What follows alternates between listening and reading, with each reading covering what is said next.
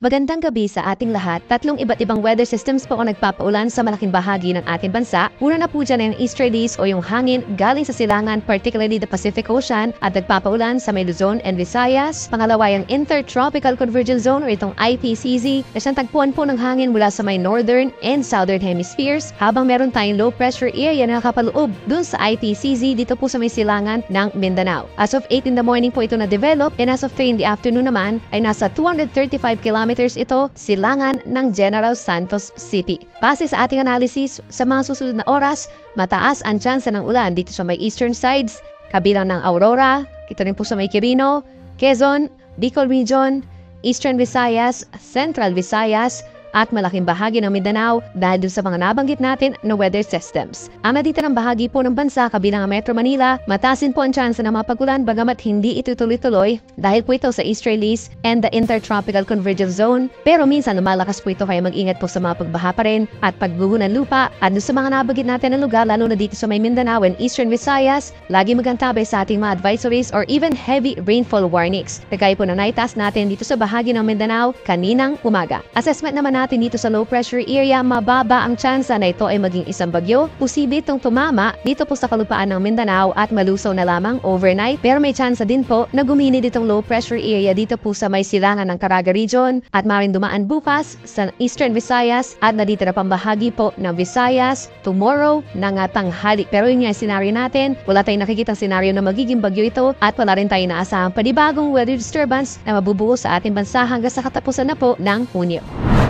Bukas naman po araw ng Thursday, that's June 27, ang Katimugan at silangang bahagi po ng Luzon na magkakaroon ng mga paulan dahil pa rin sa IPCZ plus the easterlies. Pinakamaapektuhan itong Mindoro provinces, Marinduque, Romblon, Bicol Region, Quezon, Aurora at yung mga nearby areas pa. Asahan po yung makulimlim na panahon na bukas at makakaranas din ang kalat-kalat na maulan and thunderstorms lalo na po sa may southern Luzon. So mag-ingat po sa mga posibleng pagbaha at pagbuho ng lupa. Ang natitirang bahagi ng Luzon kabilang ang Metro Manila is partly cloudy to cloudy skies pa sa madaling araw hanggang sa umaga, pero pagsapit ng tanghali, malaking bahagi na po ng Central Luzon, Metro Manila and rest of Calabarzon ang makulimlim at sasamahan na rin ng mga pagulan hanggang sa gabi, habang dito sa may pating Northern Luzon, kabilang ng Cagayan Valley, asahan po yung mataas sa tsansa ng mga thunderstorms. Temperature natin dito sa Metro Manila from 25 to 33 degrees, habang dito pa rin sa Baguio from 18 to 25 degrees Celsius.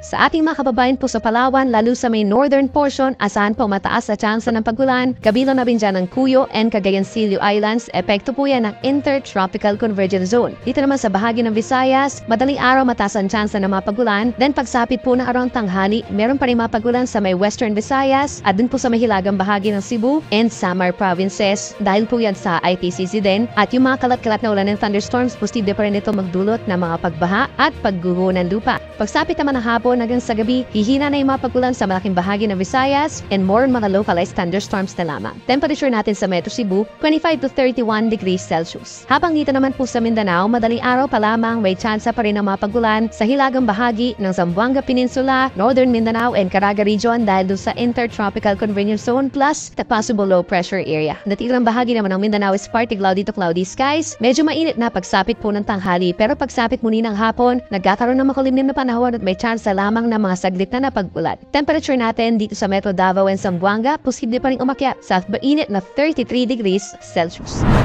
Sa mga huling araw naman po ng Hunyo, aasahan pa rin natin yung epekto ng easterlies. Friday and Saturday, mahina yung epekto ng Intertropical Convergence Zone at wala na tayong naasahan ng mga weather disturbance. Pero pagsapit ng linggo, muli magbabalik po ang IPCZ sa bahagi po ng Mindanao at magpapaulan sa timog na bahagi ng Mindanao. So for Luzon, from Friday up until Sunday, asahan pa rin yung halos magkakatulad na weather conditions na partly cloudy skies, may times na cloudy at may chance rin po ng mga pagkulan o mga pagkidlat pagkulog lalo na sa tanghali at sa hapon ng weekend. Sa ating mga kababayan po sa Visayas, halos ganun din po magiging senaryo natin from Friday hanggang sa katapusan na po ng Hunyo. Asahan yung bagyang maulap hanggang maulap na kalangitan at may kataasan din ang tsansa ng mga paulan sa hapon ng Friday at sa halos buong araw po ng Saturday and Sunday. At panguli sa ating mga kababayan po sa Mindanao, tulad ng nabanggit natin kanina, Friday and Saturday, hihina yung mga pag-ulan, more on mga localized or mga saglit na mga thunderstorms na lamang, pero pagsapit ng linggo, inang bahagi po ng Mindanao kabilang ng Zamboanga Peninsula, Soc-Sabjen, Bangsamoro Region, Region and Davao Region ang magkakaroon ng mataas na tsansa ng mga paggulan at minsan malalakas po ito, marito magdulot ng mga pagbaha o pagguho ng lupa dahil sa IPCZ.